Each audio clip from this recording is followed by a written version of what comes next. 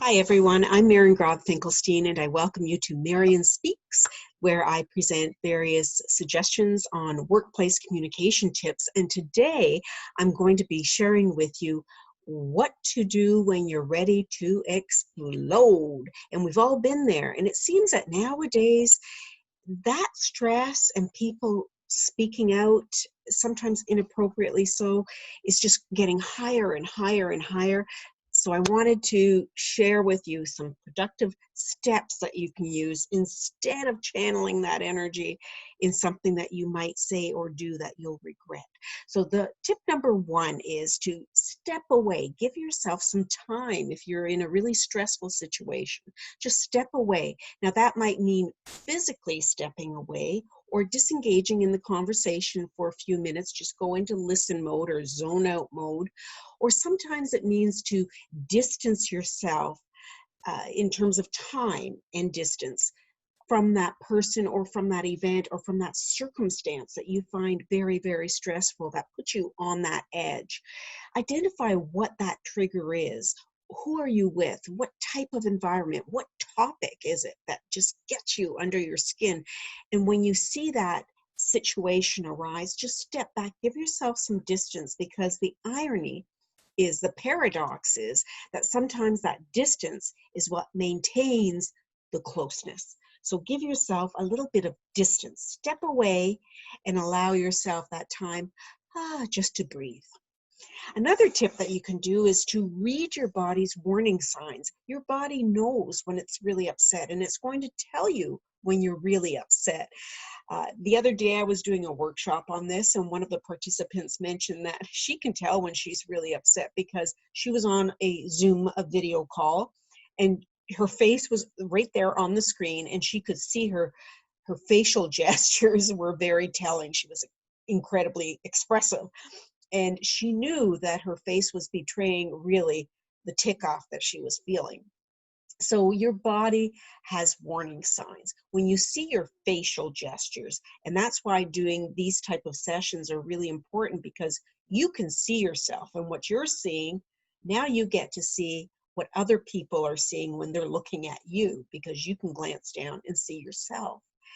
Know your body's warning signs when you're really stressed out. It will be facial gestures. It will be your hands are clenching. It will be feel your muscles tightening up. Know your own body and read your signals. And then if you're really stressed out and you feel like you're going to explode, do what I call the fly on the wall or the camera technique. Psychology supports this. And what it says is that if you engage a different part of your brain that is more objective and logical, if you put yourself in a third party position looking at the interaction that you're engaged in and how you're behaving, it will allow you that little bit of objectivity that will temper how you respond. Here's a question that I often ask is, when you are using this camera technique, ask yourself, if this went on YouTube or nationwide through some medium, would you be proud if your children saw it, if your spouse saw it, if your grandmother saw it, if your boss saw it? Because if the answer is no, then the good news is, when you use this technique, you have time to temper how you respond. Temper your temper. And when you're calm and you've allowed for that little bit of distance, that's the time to express your upsetness, your anger, your frustration, your sadness, whatever the mood might be, whatever that emotion is. Because when you allow that little bit of distance, you can express it more productively. And again, coming from a place of, instead of using a fire hydrant, you can use a hose to get your point across. Another tip is to identify possible solutions. So when you're facing a situation that you find incredibly stressful, anyone can complain. Anyone can come up with things that are wrong. Marry that with possible solutions, because then you become a problem solver, and it helps to decrease your stress and the stress of others. Be the statesperson in the conversation. Step back and say and do things in a way that you will be proud of when you look back at that circumstance. So provide possible solutions. It positions you as a leader and as a good teammate. Here is one that my husband does so readily, and that is to use humor. Okay, sometimes humor is not always appropriate in that it's very personal. And sometimes when somebody's very, very serious, you don't want to be flippant. So careful how you use it, but definitely being able to find the humor in a situation decreases the stress. And make it self-deprecating humor. Laugh at yourself first. I've always said that the distance between when an event happens and when you're able to laugh at it, the distance in time, the closer that time is, the more developed your sense of humor is, the more developed your funny bone is. So you want to develop that part of yourself. Use humor as a coping mechanism. And when all the world seems to be mounting on your shoulders and it's just a little too much to take, ask for help.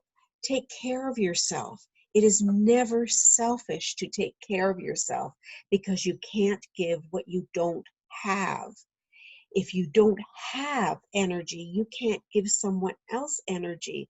If you don't feel that you are supported and that you're giving yourself the support that you need, you don't have the place that of support to come from to give someone else support. So you can't give what you don't have.